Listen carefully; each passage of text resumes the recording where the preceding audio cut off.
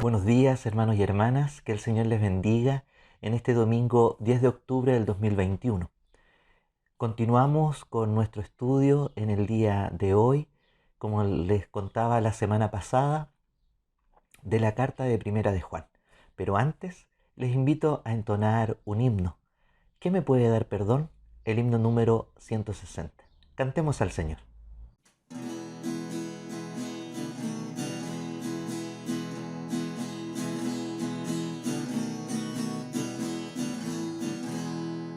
¿Qué me puede dar perdón? Solo de Jesús la sangre y un nuevo corazón. Solo de Jesús la sangre. Precioso es el raudal que limpia todo mal, no hay otro manantial, solo de Jesús la sangre. Fue el rescate eficaz, solo de Jesús la sangre. Trajo santidad y paz, solo de Jesús la sangre. Precioso es el raudal que limpia todo mal, no hay otro manantial, solo de Jesús la sangre. Veo para mi salud, solo de Jesús la sangre. Tiene de sanar virtud, solo de Jesús la sangre. Precioso es el raudal que limpia todo mal, no hay otro manantial, solo de Jesús la sangre. Cantaré junto a sus pies, solo de Jesús la sangre. El Cordero digno es, solo de Jesús la sangre. Precioso es el raudal que limpia todo mal, no hay otro manantial, solo de Jesús la sangre. Amén. Solo de Jesús la sangre. La semana pasada finalizábamos la introducción de nuestra unidad en este mes de octubre y parte de noviembre, titulado Sin duda, 6 cosas de las que podemos estar seguros. El domingo pasado hicimos la introducción, conozcamos Primera de Juan, y ahí les dejo la imagen con la que terminamos la clase de la semana pasada, donde va a estar nuestro caminar durante esta unidad. En el día de hoy veremos la sesión 1 titulada Seguros del Perdón y estaremos estudiando el texto de Primera de Juan capítulo 1 versículo 5 hasta el versículo 2 del capítulo 2. Sin duda, cada día nos encontramos con muchos que creen que poseen la verdad, pero son solo cuestiones teóricas. Pocas veces podemos ver lo práctico, qué es lo que necesitamos para enfrentar la vida cristiana. Juan el apóstol se encarga en su primera epístola de transmitir desde su corazón y experiencia como un anciano que es cómo lograrlo. Conoció y vivió con Jesús todo el tiempo de su ministerio. Ejerció como pastor todo el resto de su vida, hasta que por su fe fue ejecutado. Con tales antecedentes es fundamental conocer su primera epístola, Primera de Juan, pues no nos muestra solo la teoría, sino su propia vivencia para llegar a ser un creyente maduro, capaz de proyectar la fe basado en una relación de excelencia con Dios. En la serie que estudiaremos, Juan nos muestra cómo estar seguros de una verdadera relación con Cristo y con los demás, especialmente con los hermanos en la fe. Al mismo tiempo, afirmándonos de manera práctica acerca de la seguridad de nuestra salvación y de la realidad de ser poseedores de una vida victoriosa en Cristo. Cada una de las sesiones será de ayuda fundamental en esta doble relación a la que estamos llamados: amar a Dios y al prójimo. Sesión número 1. Seguros del perdón. Nuestra unidad, sin duda, 6 cosas de las que podemos estar seguros. Pregunta número 1. ¿Con qué puedes contar en la vida? Los seres humanos somos por naturaleza pecadores y rebeldes, y el resultado lo podemos sentir en la vida, la culpa. A pesar de que podríamos hacer nuestros mejores esfuerzos, se nos hace imposible liberarnos de nuestro pecado, y el sentido de culpa nos seguirá acosando sin descanso. Ante este estado, muchas personas caen en la desesperación y la depresión, añadidas a la culpa que sienten por no poder liberarse del pecado. En este estado, consideran que no es posible liberarse porque lo han intentado muchas veces sin resultado. La buena noticia es que sí es posible liberarse y que se obtiene mediante la persona de Jesucristo. Lo único que hay que hacer es confesarle todos esos pecados que nos atormentan y permitir que por medio del Espíritu Santo Él tome el control de nuestra vida. Si nos volvemos a Él, podemos estar completamente seguros de que somos perdonados y que podemos sentirnos libres de culpa. La idea central del día de hoy: somos perdonados cuando confesamos nuestro pecado. Al comenzar esta sección, Juan deseaba dejar claro el concepto de que Dios es luz y que Jesús es la manifestación de esa luz. La relación que los creyentes deben tener con Dios es estar alejados de la oscuridad que representa el mal, el error y la imperfección. Los miembros de la iglesia que Juan pastoreaba afirmaban que vivían en una íntima relación con Dios, pero andaban en la oscuridad. Ellos necesitaban andar en la luz y arrepentirse para ser perdonados. Te invito a orar pidiéndole al Señor que podamos entender la necesidad de confesar nuestros pecados y caminar con Jesús. Y también démosle gracias a Dios el perdón que nos dio por medio de Cristo. Oremos. Amado Dios y Padre Celestial, te ruego en esta mañana que cada uno de mis hermanos y hermanas que están viendo esta lección puedan aprender y tener en su mente y corazón cuán necesario es confesar nuestros pecados y pedirle perdón al Señor. Pero también en esta hora te damos gracias porque hemos experimentado y hemos vivido tu perdón en diversas ocasiones y cada día requerimos, Señor, de que tú nos alcances con tu perdón. Bendícenos en el estudio de tu palabra en esta hora y que tu Espíritu Santo hable a cada uno. En el nombre de Jesús. Amén. ¿Qué dice la Biblia? Leemos en 1 de Juan 1 del 5 al 7. Y este es el mensaje que hemos oído de parte de Él y les anunciamos. Dios es luz y en Él no hay ningunas tinieblas. Si decimos que tenemos comunión con Él y andamos en tinieblas, mentimos y no practicamos la verdad. Pero si andamos en luz como Él está en luz, tenemos comunión unos con otros y la sangre de su Hijo Jesús nos limpia de todo pecado. Juan se prepara para dar a conocer lo que como apóstol personalmente había escuchado de Jesús. Como había dicho desde el versículo 1 con profunda convicción, lo que había visto, lo que había oído, lo que había contemplado y palpado, haciendo notar que todos sus sentidos estaban alertas a tales enseñanzas, de modo que es la verdad absoluta, que Dios es luz y en Él no puede haber nada que sea oscuro. Con la expresión Dios es luz, quiere denotar que Dios es completamente santo, no existe en Él nada feo, malo o cercano al mal.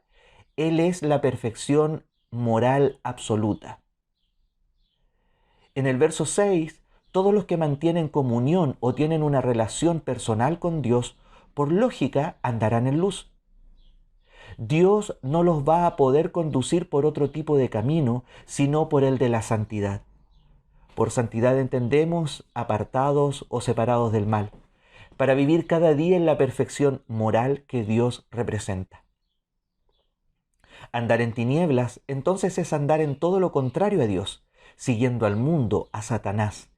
Es imposible que alguien pueda andar en la luz y en las tinieblas al mismo tiempo. No se puede ser santo y a la vez continuar con una vida de pecado. Pero cabe la posibilidad de que alguna persona diga que anda en la luz, pero su vida muestre lo contrario, porque sigue haciendo cosas malas, contrarias a los deseos de Dios. En ese caso, el pasaje nos dice que sería un mentiroso, sencillamente porque eso no es posible. Obviamente que el que vive en estas condiciones no está en la luz. En otras palabras, no es un hijo de Dios. En el verso 7, al andar en luz, esto es, estar en comunión con Dios, hay evidencias que no pueden ser pasadas por alto. Juan va a pasar del terreno espiritual al práctico. Para ser un verdadero hijo de Dios, no solo hay que decirlo, hay que demostrarlo. ¿Y cómo se hace eso? Primero, estando en comunión con los hermanos. Ya Juan lo venía anunciando desde el verso 3, que lo que expresaría sería para que tuvieran comunión unos con otros. Verso 3 dice, lo que hemos visto y oído lo anunciamos también a ustedes, para que ustedes también tengan comunión con nosotros, y nuestra comunión es con el Padre y con su Hijo Jesucristo. De manera que no se trata de un asunto de menos importancia, pues la manera de mostrar la relación auténtica con Dios es estando en una buena relación con los hermanos. Segundo, la eficacia de la sangre de Cristo. Es posible que alguien aún se encuentre en la dicotomía de la luz y las tinieblas, tratando de ser santo, pero con las cosas del mundo que le gustan y no puede deshacerse de ellas, pues aún le producen placer. En tal caso, la sangre de Cristo, la que fue derramada en la cruz del Calvario, se encarga de limpiar de todo pecado. Destacamos la palabra todo. En el primer siglo ya habían surgido movimientos que negaban que el cuerpo de Cristo hubiera sido real. Para contradecir eso, posiblemente Juan aclara que la sangre de Cristo, verdadera sangre, fue derramada para limpiarnos de todo pecado. Esa situación nos debe mantener alertas, pues surgen tantas ideas en torno a Cristo que también hoy muchos se confunden. Lo que más cautiva de Juan es que habla desde el corazón y apoya lo que dice con su experiencia. Pregunta número 2. ¿Cómo debemos entender las imágenes de luz y oscuridad en estos versículos? Recuerde tener una libreta, un cuadernito, donde usted puede ir respondiendo estas preguntas. No se quede solo con escucharlas. Primero, lo que más cautiva de Juan es que habla desde el corazón y la experiencia. No hay duda de que lo que nos expresa es lo que había vivido y visto él y los otros apóstoles en su comunión con Jesucristo, en el día a día. Muchas veces es fácil hablar desde un punto de vista intelectual, pero qué diferente es cuando alguien lo hace desde el corazón. Se trata de su vivencia, lo que no se puede discutir. Segundo, la primera afirmación es que Dios mismo es la luz. Este es un mensaje que no puede ser callado, más bien debe ser repetido con mucho entusiasmo, que Dios es luz, sin duda. Juan escuchó este concepto muchas veces del propio Señor Jesús.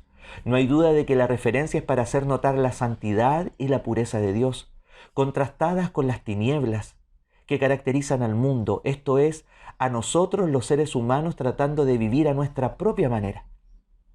La diferencia es diametral. En tanto que Dios es luz, la humanidad es tinieblas, oscuridad, falta de visión, desesperanza. Esto nos lleva a considerar la urgencia que tenemos los seres humanos de restablecer nuestra comunión con Dios. En otras palabras, frente a la necesidad de salir de las tinieblas, hay una sola alternativa para obtener la luz: tener una relación con Dios, porque solamente Él es la fuente que la posee. Y tercero, lo que hay que tener en cuenta, sin embargo, es que no solo depende de tener un deseo, sino de vivirlo en realidad. Tal comunión debe ser demostrada de manera evidente, pues si uno lo dice y no lo vive, se convierte en un mentiroso, en un engañador. La expresión "como Él está en la luz" hace referencia directa a Jesús, aunque no lo nombra. Es que la relación que existe entre el Hijo y el Padre es el ejemplo perfecto que debe ser imitado por todos. Aparte de ello, la perfecta relación con Dios, con la luz, se hace visible en quienes la viven, porque se encuentran en una perfecta comunión con los otros que se encuentran en idéntica relación. Quien forma parte del mundo de los creyentes va a desear estar con los que creen como Él. La sola observación nos hace ver que los que viven en el error, que llevan una vida disoluta y pecadora, no buscan la relación con los cristianos. Vivir alejados del Creador es como una fuerza que separa a las personas de quienes creen y las hace buscar a los que viven como ellos. En Dios no hay absolutamente nada que se parezca al pecado, debido a que Él es la pureza total. Así que es necesario despojarse de lo que nos separa y nos diferencia del Creador. Tenemos que apartarnos del pecado. Tenemos la victoria sobre la duda.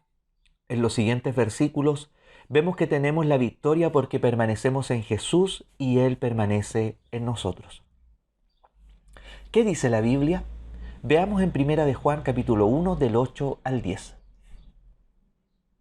Si decimos que no tenemos pecado, nos engañamos a nosotros mismos y la verdad no está en nosotros. Si confesamos nuestros pecados, Él es fiel y justo para perdonar nuestros pecados y limpiarnos de toda maldad. Pero si decimos que no hemos pecado, lo hacemos a Él mentiroso y su palabra no está en nosotros. Por nuestra naturaleza humana, todos somos pecadores. No hay ni siquiera uno que no lo sea. Partiendo de esta base, nadie puede asegurar que no lo es. Romanos 3:23 nos declara que todos somos pecadores y estamos destituidos de la gloria de Dios. Quien se atreva a afirmar que no tiene pecado se autoengaña y no es poseedor de la verdad, pues tal afirmación es simplemente una mentira. Aunque muchos quisieran que no fuera así, pues hasta se ofenden con la sola declaración de decirle que son pecadores. De acuerdo con el versículo anterior, desde el momento de la conversión, Jesucristo nos limpia de todo pecado, de los cometidos y de todos los que pudieran cometerse en el futuro. Ya hemos sido aceptados por Dios. Lo que se requiere ahora es que seamos sinceros con Dios en confesarle todas nuestras faltas, incluso aquellas que nos gustan. De esa manera estaremos manteniendo el camino de comunicación sin obstáculos. También hay que considerar que de todos modos a Dios no le podemos ocultar nada, pues lo sabe todo de cada uno de nosotros. En el verso 9 comienza con un sí condicional, pues hay de los que nunca confiesan sus faltas, o porque no se atreven o prefieren no comprometerse con lo que consideran que no podrán cumplir, o simplemente Dios les es indiferente. La fidelidad y la justicia de Dios deben hacernos estar seguros de que si confesamos, Él nos limpiará de eso, a pesar de lo grave que sea ese pecado. ¿Por qué? Porque es una promesa suya. Además, inclusiva, no hay nada que Dios no pueda y no quiera limpiar. Esta promesa debe ser liberadora para dejarnos tranquilos, no para seguir pecando, sino para no sufrir pensando en si hemos sido perdonados o no. No debemos dudar, sino estar seguros. Además, si le confesamos algo a Dios, no es preciso seguir pidiendo perdón por el mismo pecado. Eso sería poner en duda su perdón. La confesión debe ser definitiva. Confesar y volver a cometerlo sería un abuso de la gracia, como dice Pablo en Romanos 6, del 6, 1 y 2. Pecar y pedir perdón, volver a hacerlo y volver a pedir perdón. La respuesta es en ninguna manera, pues hemos muerto al pecado. Verso 10. Negar la realidad del pecado es una herejía que parece que Juan está tratando de refutar y que se había hecho popular entre los creyentes. Hay que entender que si esta realidad se niega, entonces la venida de Jesucristo y su entrega en la cruz del Calvario se hacen innecesarias. Sin embargo, lo más grave son los dos elementos con los que termina el versículo. Uno, le hacemos a él mentiroso. Antes había dicho que decir que no se es pecador era un autoengaño. Ahora va más allá en gravedad. Hace a Dios mentiroso, pues Él lo afirma y así es. Es tal la gravedad que ni siquiera debiera tener cabida en el pensamiento de nadie. Y segundo, su palabra no está en nosotros. Un paso más, lo que Dios ha comunicado no está realmente internalizado en nuestra vida. Dice tener lo que en realidad no tiene. No está dispuesto a que el mandato de Dios sea el centro de su vida. Pregunta número 3. ¿Qué has encontrado desafiante acerca de aceptar el perdón? Si hay algo que nos cuesta trabajo como seres humanos es reconocer que somos pecadores. La Biblia nos asegura que no hay nadie que no lo sea, de manera que es una realidad inherente a nuestra naturaleza. El pecado, por su parte, es lo que nos separa de Dios, porque Él es completamente santo. En este contexto es que debemos considerar lo que Juan declara en estos versículos. Los creyentes tenemos que enfrentar sin excusas la realidad del pecado y no podemos obviarla. Juan nos indica que debemos reconocer lo siguiente. Primero, no justificarnos. La tendencia de todos es de autoconvencerse de no ser un pecador. Si no soy tan malo, hay otros peores. Podríamos pensar que alguien que se encuentra enfermo y que para poder ser tratado con eficacia necesita reconocer que está enfermo. Mientras no dé este importante paso, nunca va a seguir las instrucciones ni el tratamiento médico y en consecuencia no se podrá sanar. Lo mismo pasa cuando queremos convencernos de que no somos pecadores. Segundo, es un autoengaño. Quien se trata de convencer a sí mismo de que no es pecador se está mintiendo, pues en su fuero interno sabe que sí es pecador. Juan dice, nos engañamos a nosotros mismos. Pero también el texto se puede aplicar a los que ya son creyentes, pues podrían vivir en una suerte de seguridad tomándose licencias, que los frenan para lograr la plena santidad. Ser cristiano no nos deja exentos de perfeccionar la comunión con Dios cada día. Tercero, no se posee la verdad. Quien actúa de la manera descrita creyendo que no es pecador, no tiene la verdad en su vida. Cuando se es poseedor de la verdad de Dios en el corazón, éste se hace sensible a todas las transgresiones, las impurezas, las ofensas que no permiten una perfecta comunión con el Creador. Lo contrario sería el sentido de humildad que nos permite una auténtica y férrea dependencia del Creador. Los versículos siguientes muestran que somos perdonados cuando dependemos de Jesús como nuestro abogado. ¿Qué dice la Biblia? Leemos 1 Juan 2, versículos 1 y 2. Hijitos míos, estas cosas les escribo para que no pequen. Y si alguno peca, abogado tenemos delante del Padre, a Jesucristo el justo. Él es la expiación por nuestros pecados, y no solamente por los nuestros, sino también por los de todo el mundo.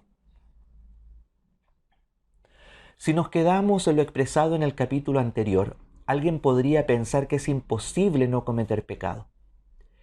Es cierto que esa es nuestra naturaleza, inclinada al mal, y la Biblia nos lo confirma de manera categórica. Como está escrito, No hay justo ni aún uno, nos dice Romanos 5:10.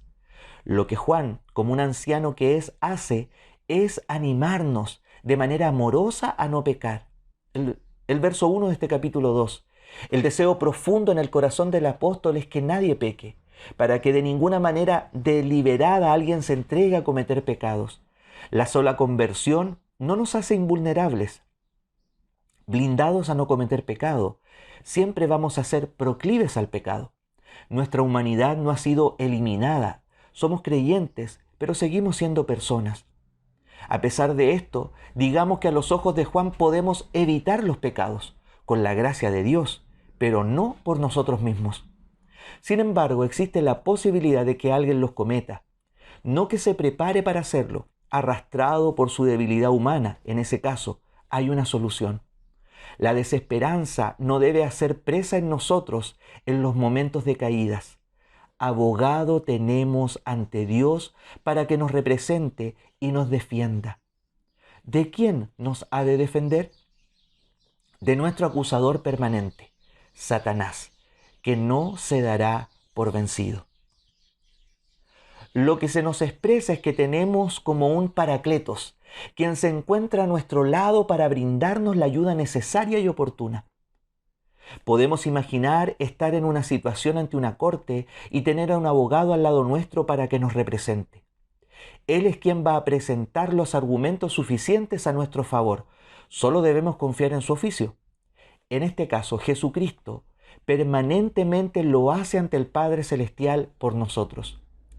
Es interesante el calificativo para Jesucristo que agrega Juan, llamándolo el justo. Es de vital importancia, puesto que quien nos defiende está sin pecado, de manera que su defensa tiene autoridad y poder absolutos. Esta justicia es la que clama por amor ante el trono de la gracia, ante el Padre a nuestro favor. Verso 2. Jesucristo es la propiciación por nuestros pecados. El sacrificio que Él hizo fue para pagar ante Dios la deuda de nuestros pecados. La paga del pecado es muerte, pero el regalo de Dios es vida eterna en Cristo Jesús, nos dice Romanos 6:23. La sangre de Jesucristo, como cantábamos, es la única que puede borrarlos. Eso es lo que Juan enfatiza. Aparte de Jesús ser nuestro abogado, es quien ya pagó por nosotros, porque cada pecado cometido por el hombre es una ofensa al Creador. Podemos observar la universalidad del sacrificio de Cristo, pues lo hizo para todo el mundo. Aquí la expresión mundo se refiere a la totalidad de las personas que habitan la tierra. No es exclusivamente para los creyentes, sino que está a disposición de quienes por la fe se acerquen para hacer uso de ella. Esto es lo que Pedro tuvo que comprender, que la salvación también era para los gentiles. Como dijo ahí en Hechos 10:34, en verdad comprendo que Dios no hace acepción de personas. Cuán amorosa es la manera como se nos enfatiza la necesidad de no pecar. Como el apóstol ya es una persona anciana, se toma la libertad de tratar a sus posibles lectores como hijitos míos, lo que por extensión nos deja con la idea de la forma en que Dios mismo nos ve. Si nos quedáramos en este punto, podríamos llevarnos una idea desalentadora respecto al pecado. Sin embargo, se nos va a mostrar de manera amorosa la ayuda con la que uno se puede librar de este temible problema. Podemos destacar que todo pecado es evitable. Estas cosas os escribo para que no pequéis, les dice el apóstol. Es verdad que nuestra naturaleza humana es absolutamente frágil frente a más de alguna clase de pecados. Tampoco es bueno que nos quedemos con la idea de que el pecado es algo absolutamente inevitable y que nos sobrevendrá aunque no lo deseemos. Debemos trabajar de tal forma que hagamos esfuerzos conscientes para evitarlo a toda costa. Por supuesto, hasta donde sea humanamente posible, pues se necesita siempre la ayuda divina, al Espíritu Santo, al Paracletos. Por otra parte, el para que no pequéis es una invitación a hacerse responsable de no cometer pecados de manera sistemática, como una práctica cotidiana. En otras palabras, primero, tenemos que reconocer los puntos débiles que no nos permiten estar a tono con Dios, en comunión con Él. La exhortación es a no pecar, pero su planteamiento comienza de modo condicional: si alguno hubiere pecado. No solo se trata de un planteamiento positivo, sino de esperanza, para que nuestra conciencia no esté abrumada, pues abogado tenemos para con el Padre, a Jesucristo el justo. Tenemos la seguridad de ser tratados con justicia delante de Dios. Segundo, Jesucristo es nuestro abogado. El único acusador delante de Dios es Satanás. Sin embargo, Jesucristo se encuentra al lado del Padre, defendiéndonos, como un abogado en la corte. Esta realidad nos hace sentir aliviados, pero no debemos llegar a un estado de abuso pensando que no importa si pecamos, pues vamos a ser defendidos por Cristo. Para que no queden dudas acerca de la eficacia y competencia de Cristo como nuestro abogado permanente, Juan hace notar que Él es la propiciación por nuestros pecados. En la antigüedad, la propiciación eran los sacrificios que se hacían para aplacar la ira de los dioses. En este caso, el sacrificio de Jesucristo es la paga que nosotros merecíamos por los pecados cometidos. De otra forma, Él mismo se ofrece como la víctima, como el sacrificio por nuestros pecados, cualquiera que éstos sean. Como dice el apóstol Pablo, ¿pecaremos para que la gracia abunde? De ninguna manera. Tercero, hay dos aspectos que no deben ser pasados por alto. Por un lado, es necesario que comprendamos que Jesucristo es la propiciación por los pecados, y no solamente por los nuestros, y que sin lugar a dudas se refiere a todos los creyentes. Esto nos lleva a tener presente que los cristianos también cometen pecados por los que el Señor pagó y de los cuales nos defiende permanentemente ante el Padre. Por otro lado, hace extensiva esta gracia, este regalo inmerecido, a toda la humanidad de todos los tiempos. Como dice el pasaje, sino también por los de todo el mundo. Con esto último nos damos cuenta de la universalidad del deseo de Dios para que todos los seres humanos lleguen al estado de reconciliación con Él. Aquello que se perdió debido al pecado de la desobediencia en el Edén, ahora puede ser restaurado. ¿Cómo? Nada más que mediante Jesucristo como la propiciación, el pago por nuestros pecados. Pregunta número 4. ¿Cómo ha impactado tu vida el perdón de Dios? Recuerda, dejar las tinieblas, confesar el pecado y tener a Jesús como nuestro abogado y el que derramó su sangre para expiar nuestros pecados no deja lugar a dudas. Por lo tanto, podemos estar seguros del perdón. Sin duda, podemos estar seguros del perdón porque confesamos el pecado y caminamos con Cristo. Y pregunta número 5. ¿Cómo te ayuda este pasaje de Primera de Juan, capítulo 1, verso 5 hasta el versículo 2 del capítulo 2? ¿Cómo te ayuda este pasaje a estar seguro del perdón? Muchas veces batallamos con la culpa y batallamos con pecados que ya hemos confesado, como decía en el desarrollo de la lección. Aceptemos el perdón de Dios y confiemos que si hemos confesado nuestros pecados, Él es fiel y justo para perdonarnos. Recordamos nuestra idea central de este día. Somos perdonados cuando confesamos nuestro pecado. Ponlo en práctica. Somos perdonados cuando confesamos nuestro pecado a Jesucristo. Elige una de las siguientes acciones y ponla en práctica esta semana. Estar consciente. Alguien dijo con gran acierto que nadie puede ser santo y pecador al mismo tiempo. Esto implica que estamos en la luz o en las tinieblas. Entonces, ¿qué hacer? Lo importante es estar consciente de esta realidad con el fin de dejar de vivir en esa dicotomía. Busca el remedio divino. No existe otro medio para lograrlo que no sea el provisto por Dios, y se llama Jesucristo. No importa cuán pecador seas, ni cómo te sientas por haber pecado. Él dio su vida en sacrificio y gracias a ello ahora Dios no mira tus pecados. Solo tienes que confesárselos a Él y pedirle perdón. Confía en Cristo. Descansa y confía en la eficacia de Cristo. Recuerda que Él es tu abogado, que te representa delante del Padre por cualquier pecado que hayas cometido. Así podrás disfrutar cada día de una auténtica y genuina relación con Dios sin que nada la estorbe. Si hemos aprendido algo durante el último año, es que hay muchas cosas de las que no podemos estar seguros, pero tenemos la seguridad de Dios, de la vida eterna, así como tenemos la seguridad de nuestro perdón.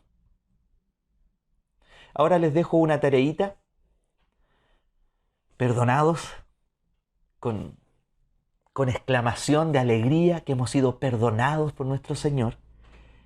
Y te invito a que puedas responder esta tarea. Imagínate que debes presentarte ante un juez para responder por un grave delito. Escribe 5 características que quisieras que tuviera tu abogado defensor.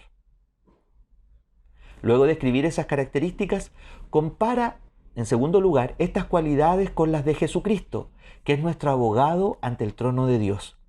Y por último, escribe cómo te sentiste cuando recibiste a Jesucristo como tu Señor y Salvador y recibiste el perdón de tus pecados.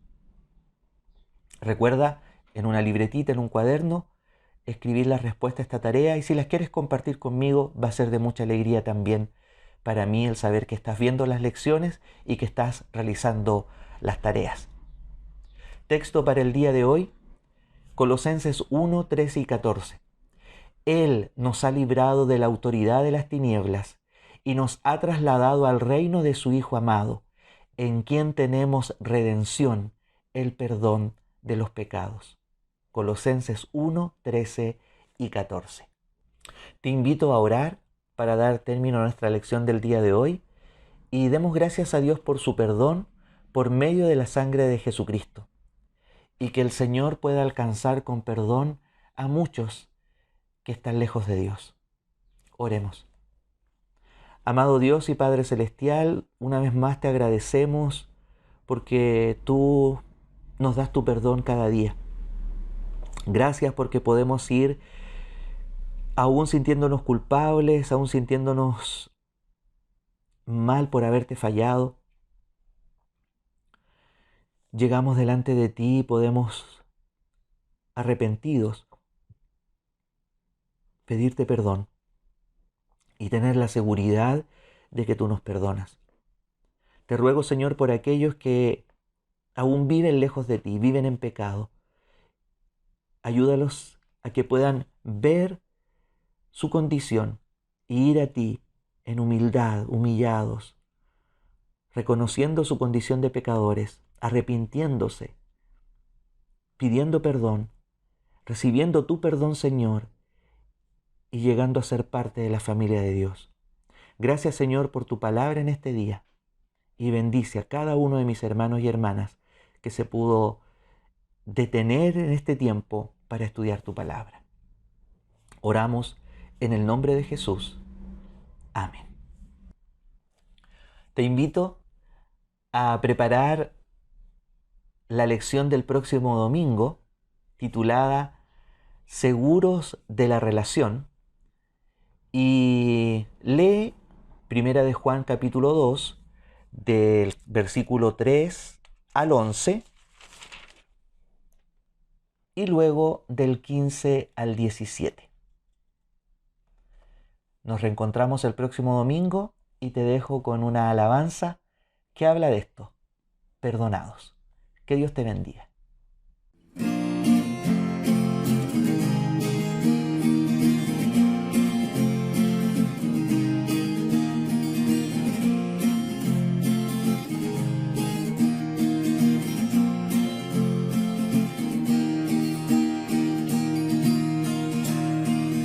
No olvidaremos que has hecho en nuestras vidas. Proclamaremos a las naciones, declararemos tu soberano amor. Perdonados de todo mal, justificados, nos diste de tu paz. Perdonados, no hay más condenación. Jesucristo, tú nos diste salvación.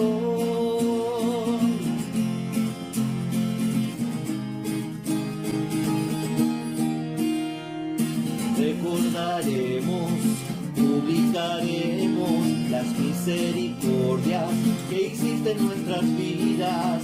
Lo cantaremos a las multitudes, les gritaremos que no hay otro como tú.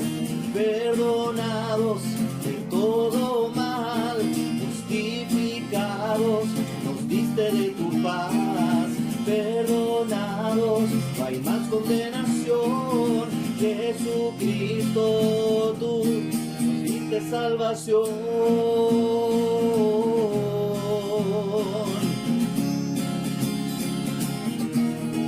Nos diste salvación.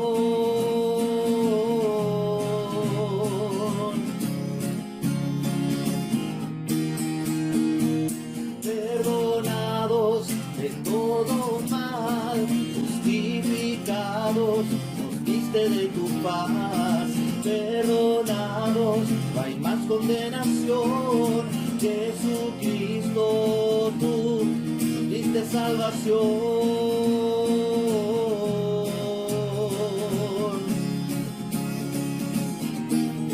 Nos diste salvación.